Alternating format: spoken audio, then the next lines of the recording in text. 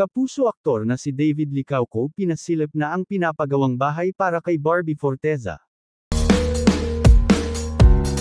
Masayang-masaya ngayon ang mga fans lalo na ang mga solid supporter nina Barbie Forteza at David Licauco nang mapabalitang engagement na ang mga ito sa isa't isa. Sa kabila nga nito ay maraming ngang netizen ang nagulat, at may ilan nga din naging masaya para sa dalawa, dahil sa wakas nga daw ay sila ang pinagtagpo sa huli, at sadya nga raw mapagbiro ang tadhana, dahil dadalhin ka muna raw sa maling tao bago mo matuklasan ang tunay na pag-ibig. Subalit may ilan din daw ang tumutol sa pagsasama ng dalawa, na bakit pa nga raw pinatulan pa ni Barbie si David kung gayon ay love team lang ang tingin dito nito noon, may itsura naman daw si Jack pero bakit pinagpalit pa din kay David?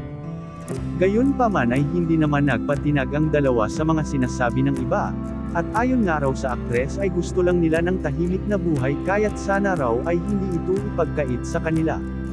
Dagdag pa nga nito sa kanyang pahayag, hindi naman daw sa lahat ng pagkakataon ay kailangan nila ng opinyon ng ibang tao para maging maayos raw ang kanilang relasyon at pagsasama. Sa kabila nga nito ay pinakita nga raw ng dalawa na tunay ang kanilang pagmamahalan. Sa katunayan nga raw ay nagpapagawa na ang mga ito ng bahay para sa kanilang bubuuing pamilya na labis ikinatuwa ng lahat ng nagmamahal sa kanilang dalawa.